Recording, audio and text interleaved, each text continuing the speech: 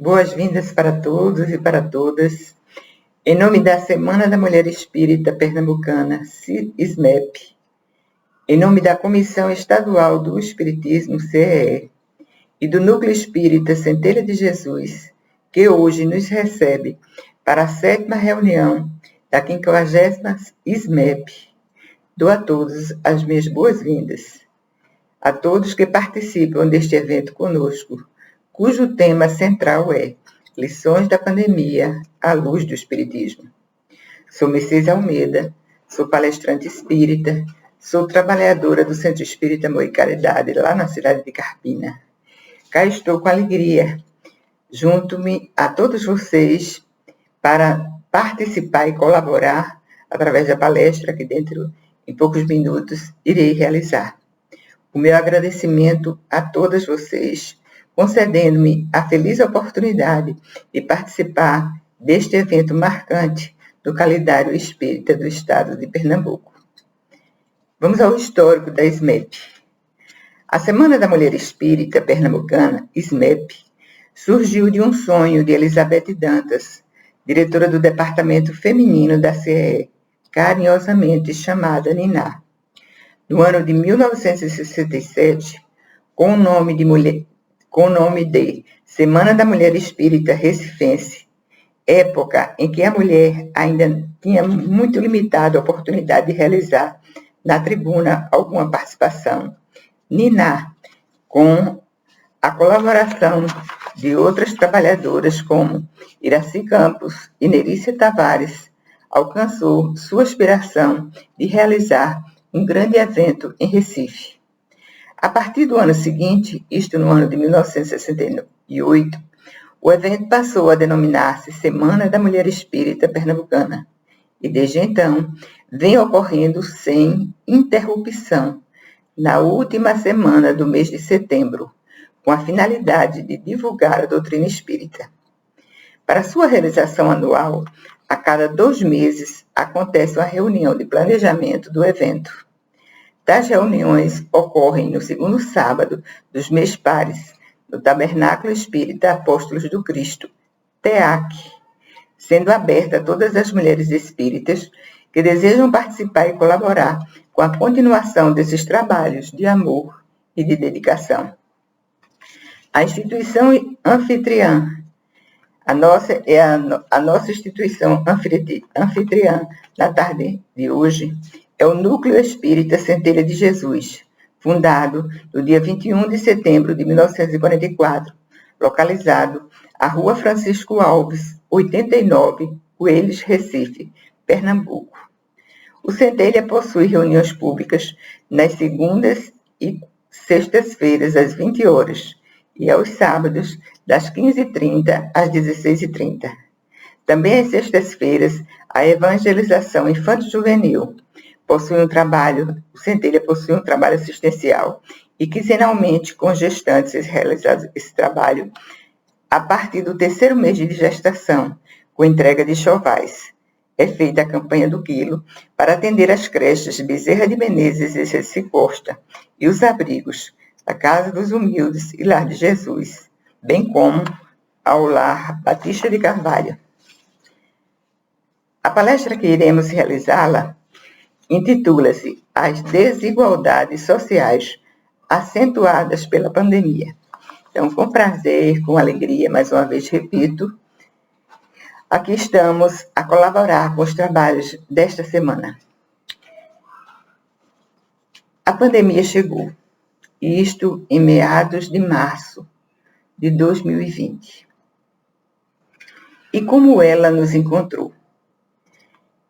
Antes de analisarmos os aspectos que a pandemia nos trouxe, vamos fazer um rápido resumo de como estávamos emocionalmente à época em que a pandemia chegou.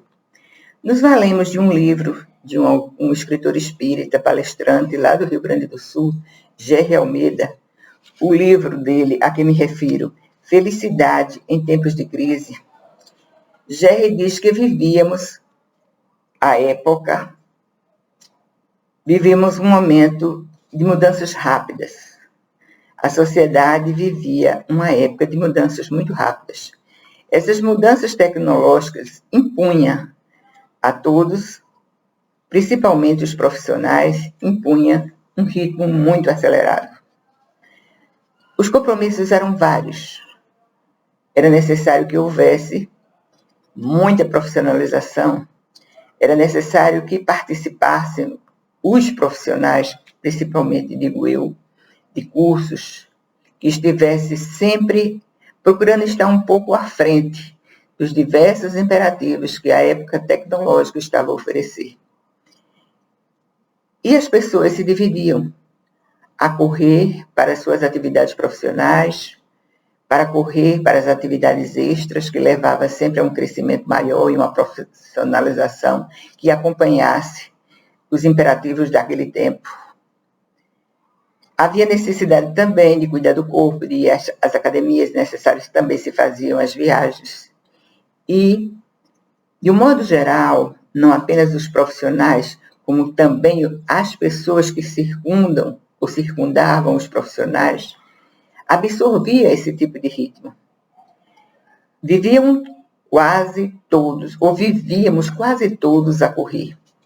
Há um pensamento de Sêneca, um dos expoentes intelectuais do mundo romano. E Sêneca dizia: os homens vivem ocupados para viver melhor. Acumulam a vida dissipando-a. Projetos fazem a longo tempo. Porém, esse adiamento é prejudicial à vida, já que nos tira o dia a dia. Rouba o presente, compromete o futuro. Aí uma pergunta que a gente, em decorrência do pensamento de Sêneca, nós passamos agora a fazer. Vivemos ou vivíamos correndo para quê? É uma pergunta e devemos internalizá-la, inclusive para que a gente avalie, porque eu falo que isso foi lá atrás, mas ainda trazemos conosco todo um processo que foi vivenciado ao longo de muitos anos e principalmente acelerado nos últimos tempos. Vivemos ou vivíamos correndo para quê? Este cotidiano acelerado, diz Regi de Almeida, produzia irritabilidade, flutuação emocional, produzia uma geração ansiosa, insatisfeita e impaciente.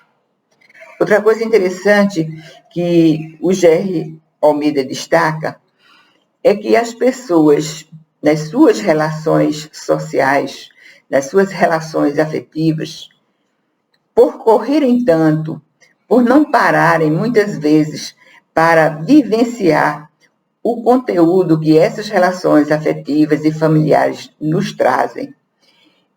Diz Regi de Moraes, citando Zygmunt Bauman, as relações que anteriormente eram relações mais duradouras passaram a ser relações líquidas, relações descartáveis. Tudo isso que, de uma forma rotineira, era feito pelo homem, pela mulher dos dias atuais, dessa sociedade em crise, como analisa o G.R., tudo isso, repito, trazia ansiedade, irritabilidade e nos tornava pessoas altamente ansiosas. E essa geração ansiosa, insatisfeita e irritada, destaco mais uma vez, não tinha tempo de dar às relações afetivas o trato que essas relações afetivas, no nosso cotidiano, apesar dos desafios que vivemos, precisam ter. Há poucos dias recebi um texto muito interessante em que um jornalista americano, ele perguntaria a um monge a respeito de um trabalho que ele efetuara, uma palestra que ele efetuara, e na palestra ele fazia um destaque entre conexão e contato. Muito interessante para que a gente entre nesse clima da análise da nossa sociedade em tempo de crise. Muito bem. O jornalista assistira a palestra, tivera dúvidas, volta ao monge e lhe pede que ele repita algo, ele esclareça algo a respeito do conteúdo proposto pelo monge em sua palestra. E o monge, ao invés de responder rapidamente, dando-lhe a resposta pedida, o monge remete-lhe uma pergunta.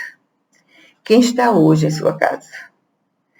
Ele disse, em minha casa apenas está o meu pai. Eu tenho 3 irmãos, esses 3 irmãos são casados, também tenho uma irmã que está casada. Minha mãe morreu e apenas está em minha casa o meu pai. Aí o monge pergunta ao jornalista, qual foi o último momento em que você viu seu pai?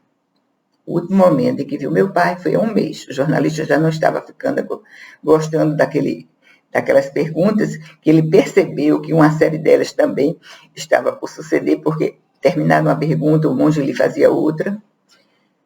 Na última vez que você esteve com seu pai, você parou para perguntar como ele estava? O jornalista já continuava naquele mesmo estado de insatisfação. Imaginava que o monge estava invertendo, o desfecho daquela indagação. O monge continuava a perguntar. E com os seus irmãos? Você me disse que tem 3 irmãos e tem uma irmã. A última vez que os viu foi no Natal, há 2 anos. Quanto tempo vocês ficaram juntos? Apenas alguns dias. Você se recorda se nesse encontro familiar alguém chegou perto de seu pai?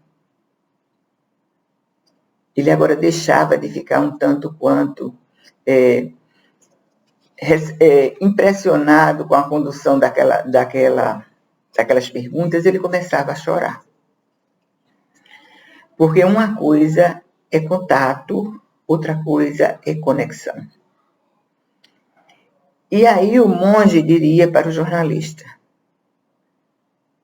você apenas, pelo visto, pelo pouco envolvimento que você tem com seu pai, com seus irmãos, você não tem conexão com eles. Porque na visão do monge, conexão seria olhar olho no olho. Conexão seria dar as mãos. Conexão seria caminhar juntos. Conexão seria sentar uma mesa para um café, para um lanche, para um jantar. E aí o monge diz ao jornalista, eu não queria lhe magoar, eu não queria deixar-lhe triste. Mas eis aí, através do exemplo da sua própria vivência familiar, a diferença que existe entre contato e conexão. Aproveitando o gancho desse pequeno diálogo, nós percebemos que nós que vivemos numa sociedade em tempos de crise, pouco temos conexão, ou pouco tínhamos conexão. Vivíamos a correr, cada um com suas atividades próprias, cada um sem tempo de olhar olho no olho, até para um esposo, para uma esposa, para um irmão, para uma irmã. Quem não se recorda, determinado tempo, um certo fato, foi narrado muito em nossas palestras, aquela situação em nossas palestras espíritas, aquela situação em que um menino, vendo que seu pai era muito ocupado e não tinha tempo, simplesmente não tinha tempo para parar e conversar com ele, disse, pai, quanto é o valor da tua hora? Eu te pago o dobro, para que tu converses um pouco comigo, para que tu tenhas tempo de parar e conversar comigo. Stephen Kennedy, ele era um articulista da revista Veja, e ele narra um fato semelhante a esses fatos que eu estou a descrever. Certa feita ele estava a jantar com um grande empresário, um empresário que mantinha muitos negócios. Em determinado momento, ele percebe que o empresário começa a chorar. E ele olha para o empresário, tentando observar se ele estava visualizando o que ele pensava que estava ali, naquele momento, a acontecer. E o empresário diz, minha filha casa amanhã. Sai de casa amanhã e dê-me conta que eu não a conheço. Então, quando chegou a pandemia, março de 2020, era mais ou menos assim. Há outras riquezas de detalhes que poderiam enfechar a narrativa, mas era o momento emocional que a sociedade como um todo vivia esse. Então chega a pandemia. Pandemia analisada desde o início dessa 55ª semana da Mulher Espírita Pernambucana. E vamos faremos a nossa busca para enriquecer aquilo que nós precisamos dizer. Vamos fazer uma busca em um livro dos Espíritos, aliás, busca essa que foi muito bem detalhada pela nossa irmã Zélia Mendonça, na palestra que se intitulara sobre lei de destruição. Vamos novamente revisitar o livro dos Espíritos. E lá chegando, nós vamos observar, como Zélia também disse, que a pandemia estaria encaixada na lei de destruição, que é uma das leis morais, e, particularmente, o processo pandêmico se enquadrava como um flagelo destruidor. Na questão 737 do Livro dos Espíritos, Allan Kardec faz a seguinte indagação: com que fim Deus castiga a humanidade com flagelos destruidores? A resposta: para fazê-la avançar mais depressa. E Zélia falava que a marcha do progresso ele se dá muitas vezes de forma lenta e outras tantas vezes se dá de uma forma mais rápida. Então, para que haja um progresso de uma forma mais avançada, é necessário, às vezes, o Deus cria fatores que fazem com que o processo se dê de uma forma mais acelerada. Então, aparecem os flagelos destruidores. E, de acordo com a visão dos espíritos que responderam a Allan Kardec, muitas vezes, nesses flagelos, a humanidade avança em anos, o que demoraria séculos para que pudesse avançar. A questão 740, continuando do Livro dos Espíritos, Allan Kardec indaga se não são igualmente os flagelos provas para o homem, do ponto de vista moral. E a resposta: os flagelos são provas que dão ao homem a capacidade ou a possibilidade dele exercitar a sua inteligência, dele dinamizar, ou seja, pôr em prática a manifestação dos sentimentos de amor ao próximo, se não o domina o orgulho, e é também uma maneira de testar a nossa paciência e resignação aos desígnios divinos. Então, não obstante os transtornos que o homem imagina que um flagelo destruidor venha lhe trazer, e a gente observa que isso, quando ele faz essa aferição, ele apenas pensa nos seus próprios interesses pessoais. Os flagelos destruidores, eles têm essa possibilidade, ou fazem com que, de uma forma mais rápida, nós possamos acordar, nós possamos evoluir, nós possamos progredir. Chega a pandemia. E em chegando, ela traz vários fatos para os quais nós percebemos e dizemos, sem medo de errar, que não estávamos devidamente para esses fatos preparados. Chega a pandemia, acontece a morte de centenas de milhares de pessoas, não apenas no Brasil, no mundo inteiro. A pandemia deixaria, e ainda observamos que está a deixar, sequelas emocionais, transtornos, distúrbios, muitos problemas de ordem espiritual, obsessões. E também, como foi sugerido na titulação da palestra, a pandemia aumentou as desigualdades sociais. E aí, voltamos para forrar aquilo que nós estamos a dizer, para dar alicerce ou base àquilo que nós estamos a falar e a dizer. Nós voltamos para o Livro dos Espíritos dessa feita, para a questão 806. Allan Kardec indaga: é lei da natureza a desigualdade das condições sociais? A resposta: não é obra de Deus, é obra dos homens.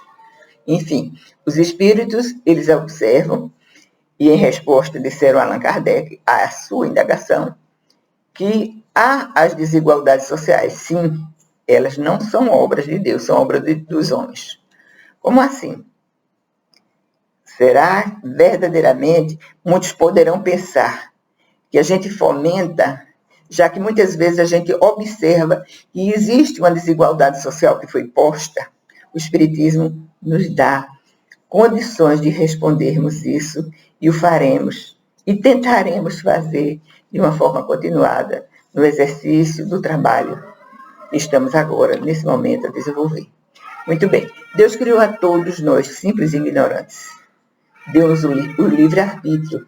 E com esse livre-arbítrio nós criamos situações cujas situações podem muitas vezes nos colocar de forma desfavorável no contexto da sociedade. Na questão seguinte, aliás, dividida essa questão 806, na 806A, Allan Kardec indaga: algum dia esta desigualdade desaparecerá? Eternas são somente as leis de Deus. Deixará de existir quando o egoísmo e o orgulho deixarem de predominar. Muito bem, as desigualdades sociais, elas existem, não foram criação de Deus, não foram, e sim do homem.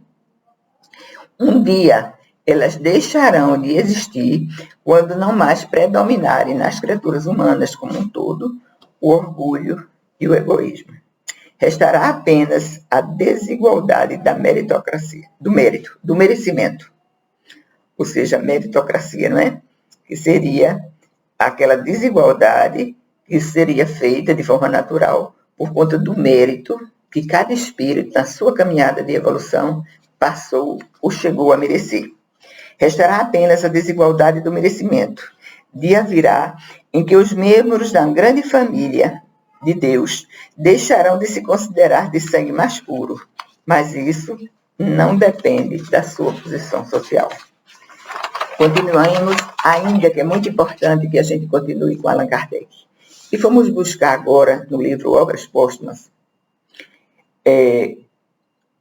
algo que vai nos trazer mais coordenadas para que possamos entender essa questão das desigualdades sociais. No livro Obras Póstumas, Allan Kardec colocou: se levar em conta apenas uma única existência, as desigualdades do momento chocam. Percebamos que vamos encontrar, através da reencarnação, um entendimento bem mais amplo para que a gente possa entender a questão.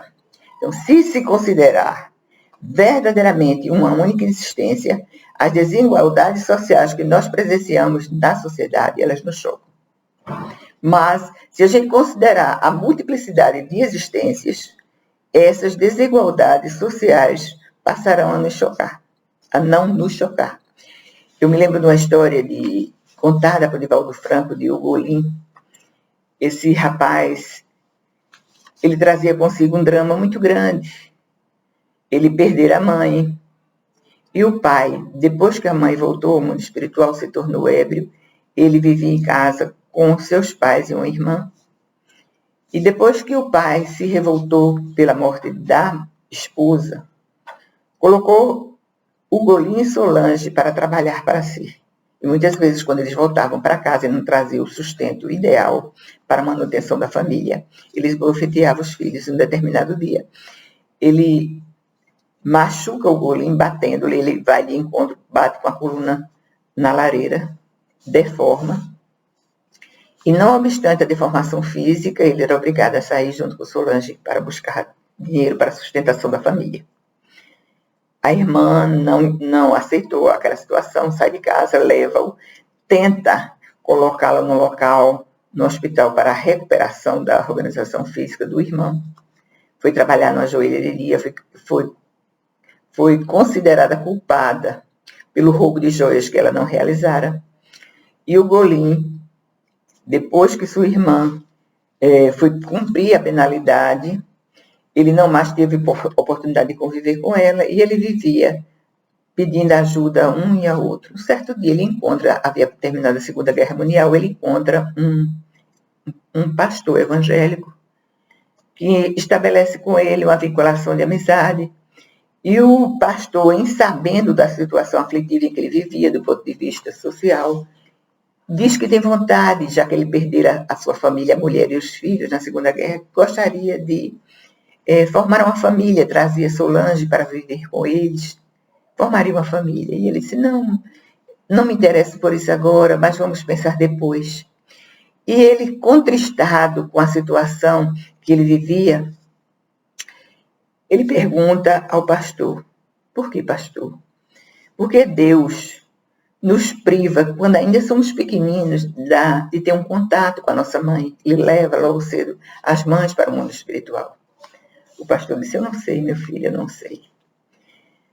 O relacionamento entre eles prosseguiu, ele disse que só admitia ir morar com o pastor para formar a família desejada e proposta pelo pastor quando chegasse no dia de Natal. Mas na véspera de Natal, justamente na véspera de Natal, alguns rapazes que participavam de uma igreja católica local, isso aconteceu lá em Paris, bateram em Uguli, despiram-no na véspera de Natal.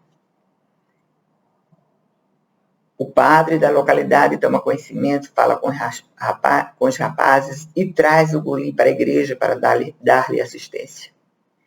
Naquele dia, Uguli faria uma grande pergunta que muitas vezes inquieta a mente de muitas pessoas que vivem em situações de desigualdade. Marcantemente, nós observamos em relação às desigualdades sociais. Ele perguntaria ao padre, por que será que verdadeiramente Jesus veio à Terra? E Jesus teve um olhar especial para as pessoas que vivem em situação de miséria e de necessidade. Meu filho, Jesus veio, Jesus amparou os aflitos e os necessitados. Nós não podemos pensar na possibilidade da realização desse trabalho, cujos fatos os textos registram. Mas por que, padre? E o padre disse, eu não sei, só sei que Jesus é bom. Deus, Pai amoroso e justo. O que nós observamos na Terra, e muitas vezes não concordamos com a realização das coisas que passam ou acontecem perto de cada um de nós, não é culpa de Deus, é culpa dos homens. No dia seguinte, Uguli se suicidava e, em sabendo que o irmão se suicidava, Solange se suicidaria também. Mas eles levaram consigo. E Divaldo, quando analisa essa narrativa, ele diz, se o padre e o pastor conhecessem reencarnação, teria luarizado a mente sofrida de Uguli. Então, a desigualdade, ela choca. Certa feita eu ouvi uma frase, nunca esqueço. As diferenças doem e são difíceis de aceitar. As diferenças doem e são difíceis de aceitar. Principalmente, diria eu, acrescentando a essa frase, quando não temos o conhecimento da multiplicidade das vidas. Então, em Obras Póstumas, Allan Kardec diz, se levar em conta apenas uma única existência planetária, as desigualdades do momento chocam. Em seguida, ele diz, Deus não concede nenhuma vantagem a nenhum dos seus filhos a prejuízo de outros. A todos deu partes iguais. Ele não achanou o caminho de uns para mais do que do de outros. Achanou significa aplainar. Ou seja, não tornou mais fácil o caminho de um em detrimento do caminho do outro. Ainda em Obras Póstumas, Allan Kardec diz que aquele que hoje está atrasado pode amanhã tomar a dianteira. Nenhum espírito chegará ao termo, ou seja, se transformará, chegará à escala de espírito puro, senão pelos seus próprios esforços. Existe uma solidariedade, existem elos entre as nossas existências. Vamos encontrar agora, de uma forma muito também, até que vem corroborar o pensamento de Allan Kardec no livro Obras Póstumas, em um livro chamado A Filosofia Social Espírita de Neil. Ele diz que as bases das camadas sociais, ou das capas sociais, têm raízes profundas. Em primeiro lugar, ele diz, a corrigibilidade. em qualquer situação ou qualquer ação que nós venhamos a prejudicar, sejam elas ações boas ou mais, elas importam em determinados efeitos. E não existe, aí a gente pega o livro O Código Penal da Vida Futura, onde Allan Kardec nos coloca, lá no Código Penal da Vida Futura, que não existe uma única infração que não importe numa devida punição. Então, há uma necessidade, as nossas existências, elas formam elos de uma grande corrente, as nossas existências, elas são solidárias. Tudo que venhamos fazer de forma equivocada, há uma necessidade de uma corrigibilidade na visão de Neologo, né? Nós dizemos a necessidade de um processo reeducativo para que aquele equívoco seja sanado, seja corrigido. Ele fala também na necessidade da variabilidade, o espírito passar por diversas classes sociais, ou diversas situações, ou diversos gêneros de provas. Para quê? Para que ele possa, através dessa variabilidade, ele possa enriquecer o seu próprio espírito com experiências diversas. Em outra situação, ainda buscando as causas, segundo Ney Lobo, no seu livro A Filosofia Social Espírita, ele diz: a antiguidade maior ou menor de cada espírito. Tudo isso influi para que haja a diferença ou a inserção de um espírito em uma determinada classe social. E, por fim, a velocidade diferenciada da evolução de um espírito para outro. Existem espíritos que têm mais o ritmo de absorção das lições é bem maior que outro. Existem espíritos que ainda, por fatores vários, ainda se mantêm atrasados, não desejam aprender.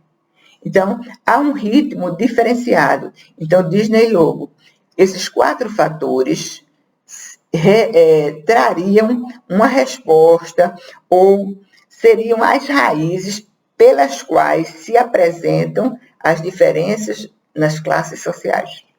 E ele diz, as classes sociais, elas têm uma função socio-espiritual.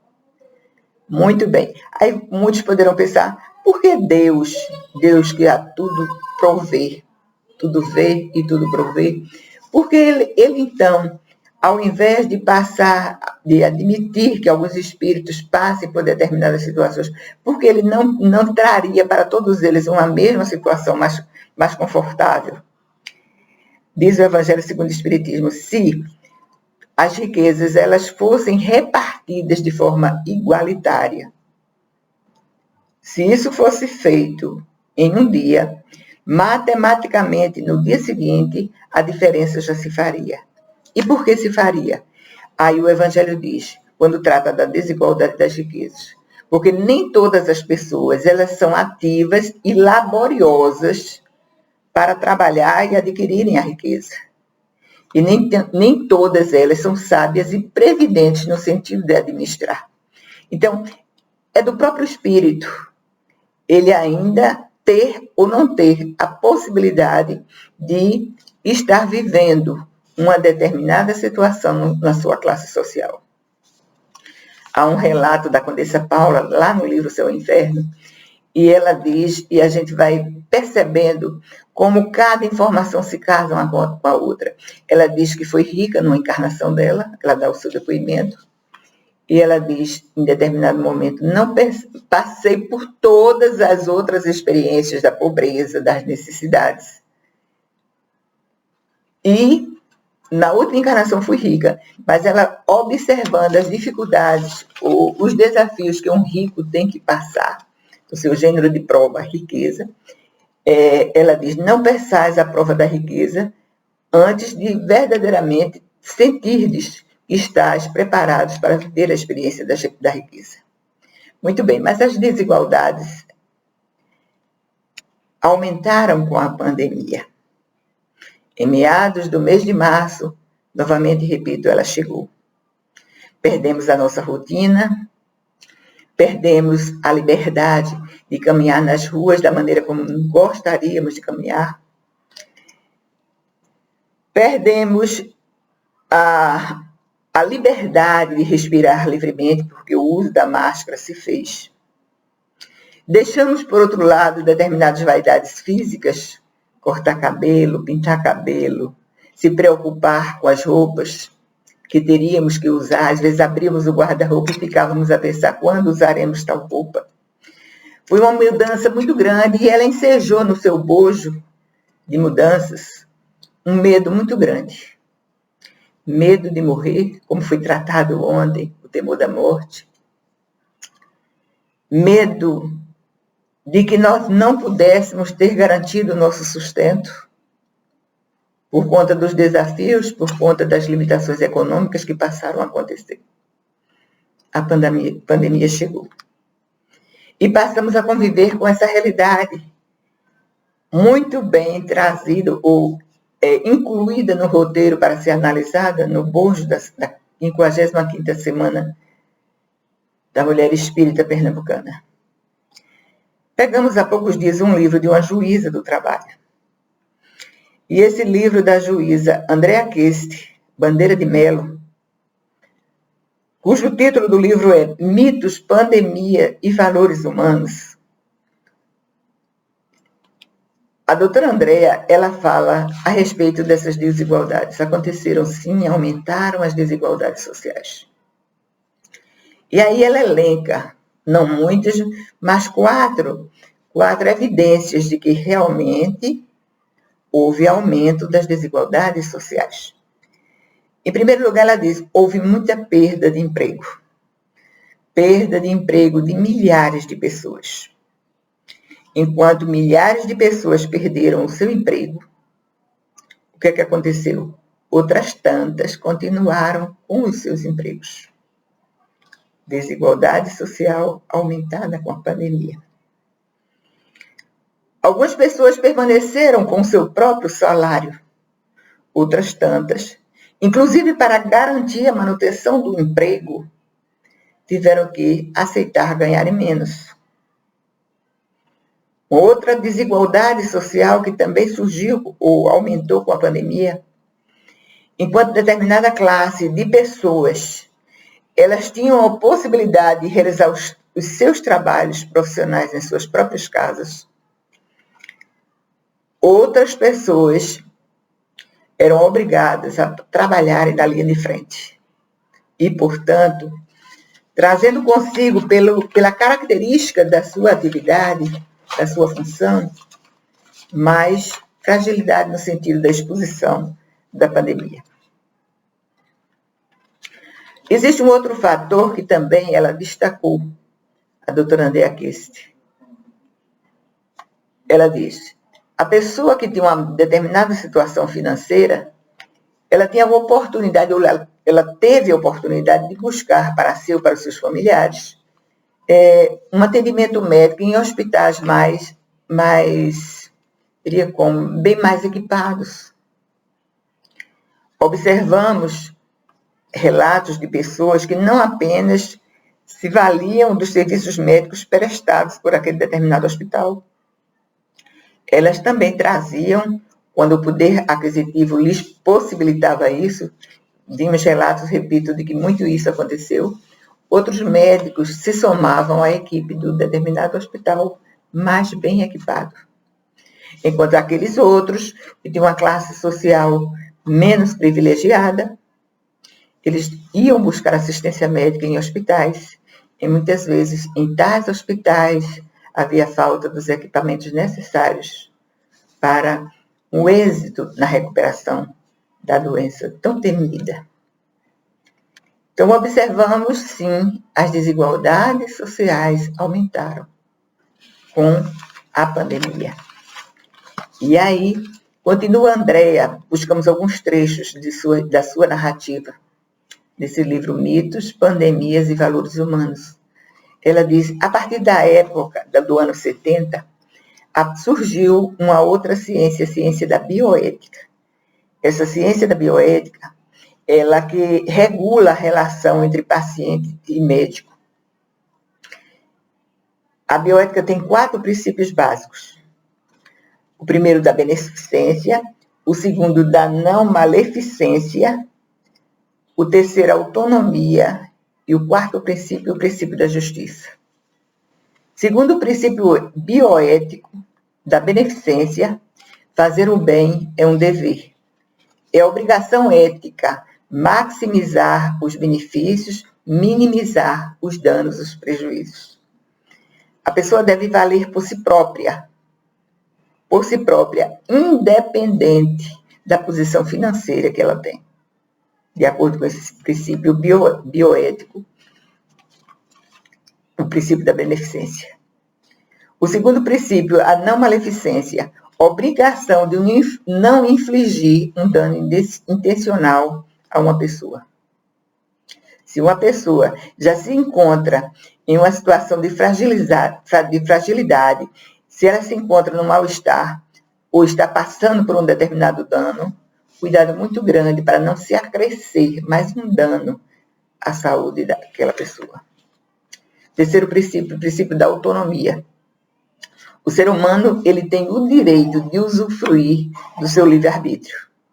Então, de acordo com esse princípio da autonomia, os serviços profissionais de saúde devem respeitar os valores morais, as crenças e as idiosincrasias de cada paciente, de cada pessoa.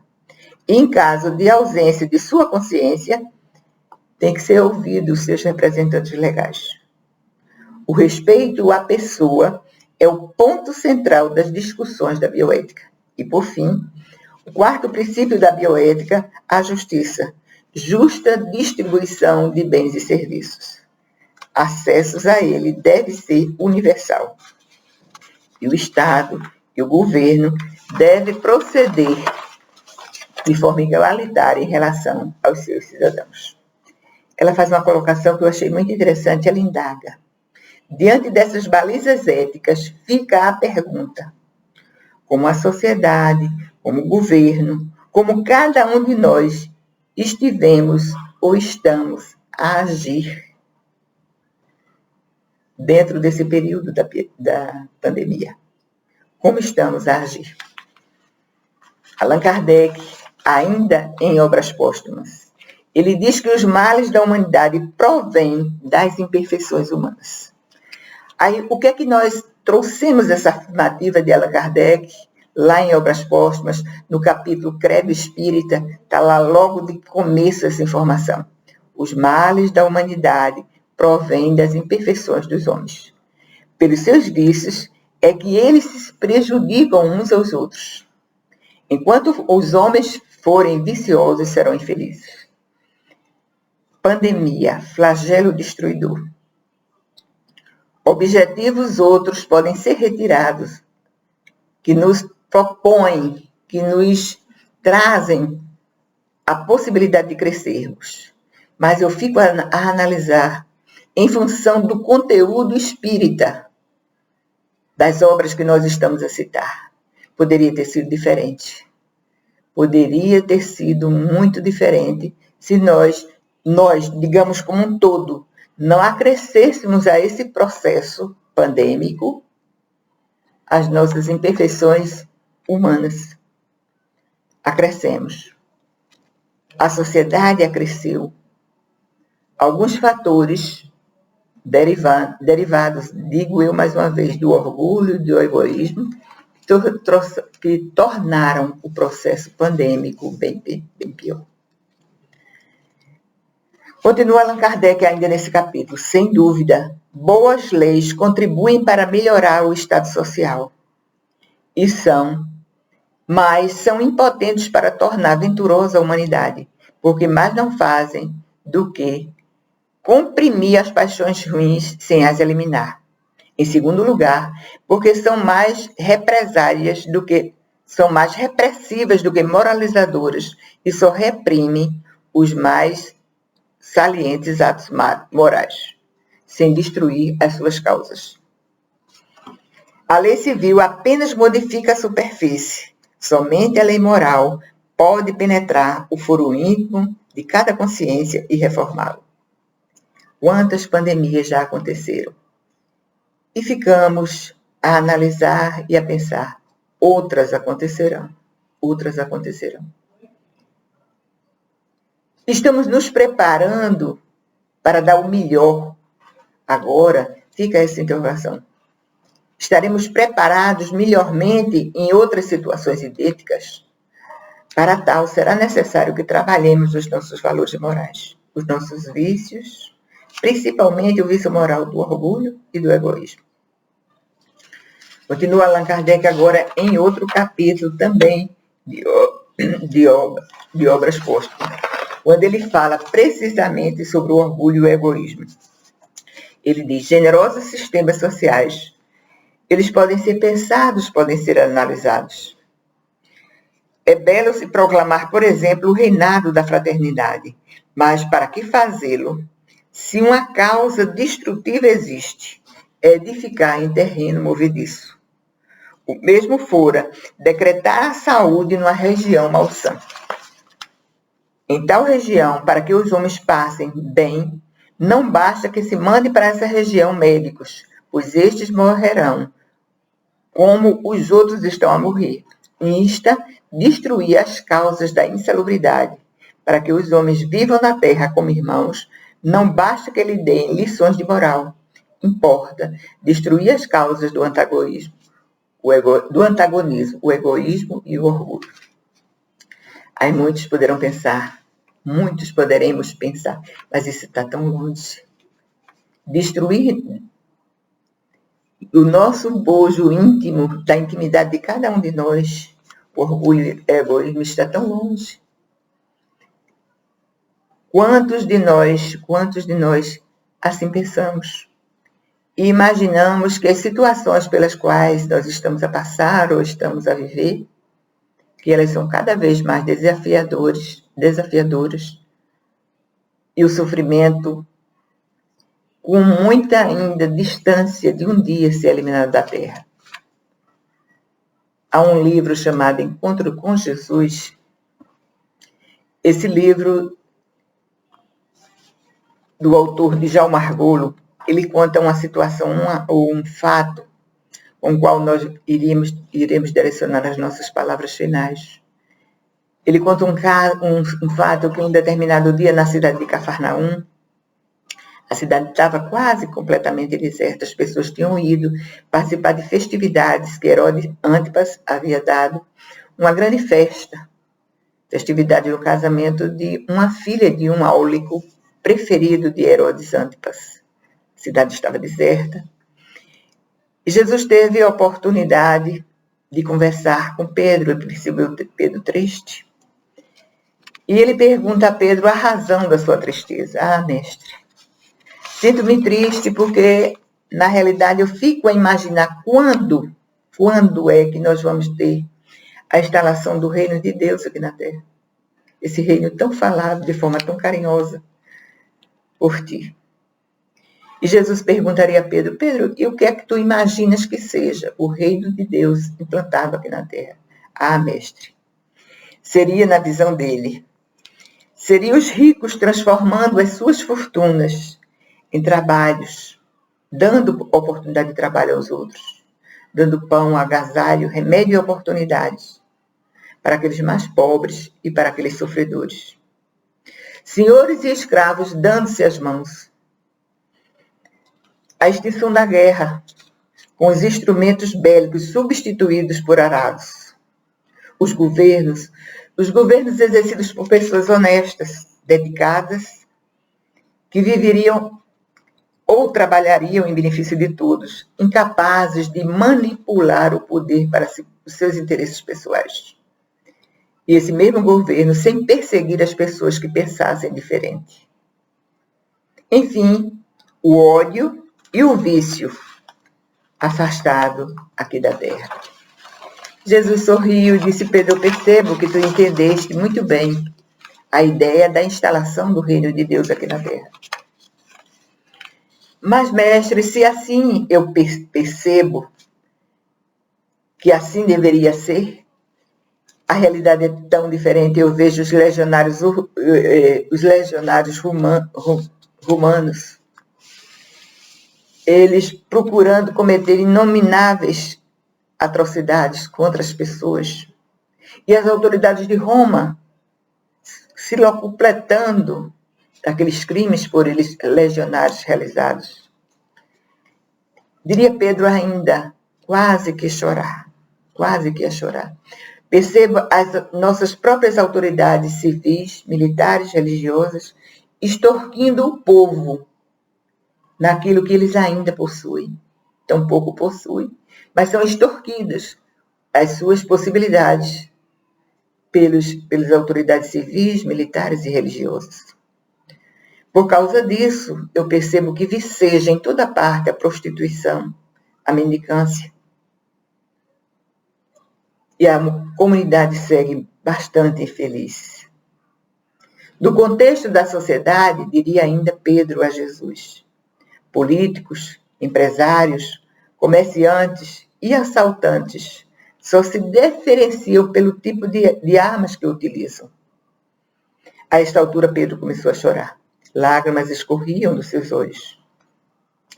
Até, Senhor, aqueles que são testemunhas daquilo que realizas, das ações por ti praticadas. Eu vejo essas pessoas se perdendo por questões tão pequenas.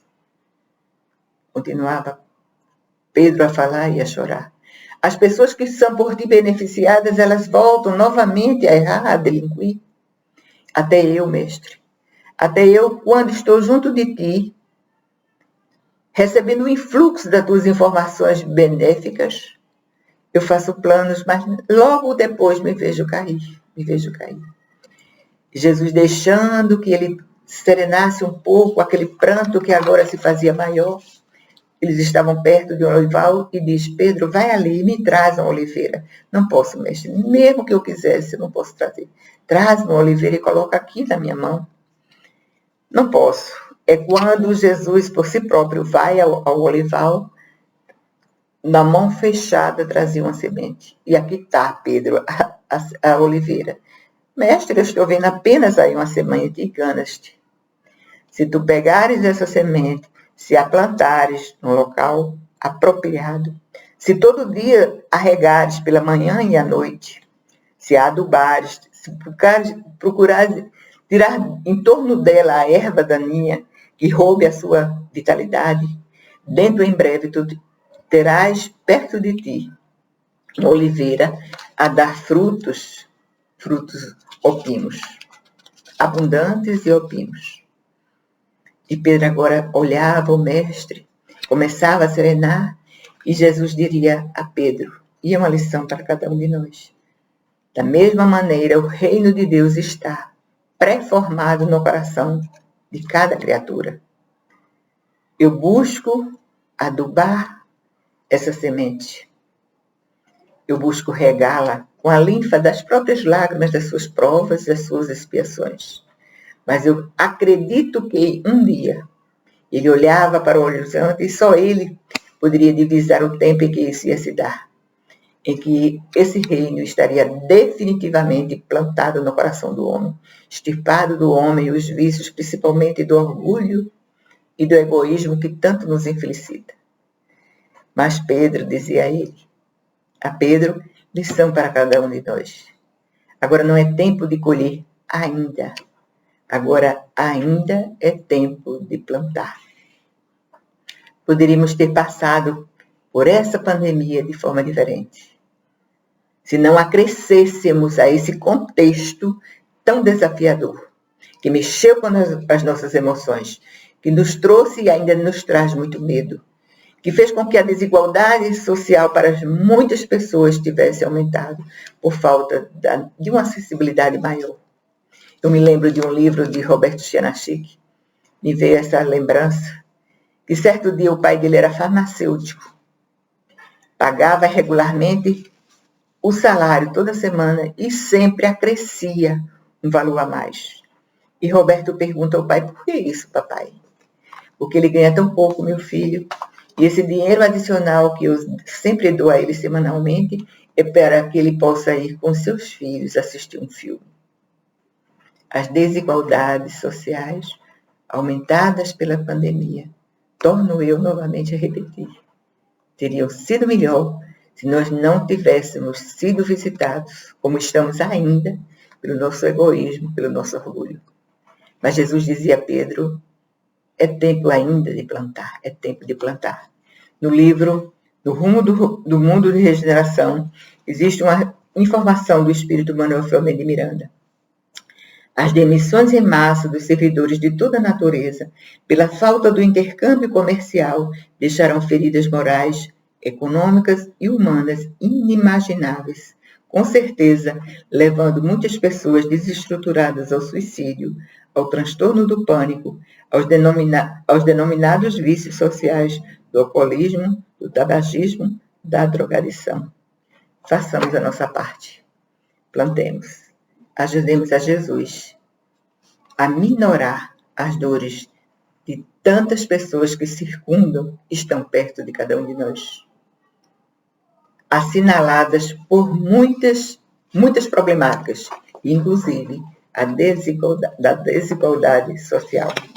Agradecemos mais uma vez a direção dos trabalhos, aqueles que imaginaram a realização dessa semana, convidando todos vocês a assistirem amanhã a palestra de Eugênia Canto sobre o tema Como se manifesta a lei de amor, de justiça e caridade, às 16 horas. Muita paz para todos, sucesso, não apenas na finalização desta 45ª semana da Mulher Espírita Pernambucana, mas em todas as próximas edições, que com certeza, com essa boa vontade, com essa perseverança e dedicação, por muitos anos, ainda irá acontecer. Muita paz para todos.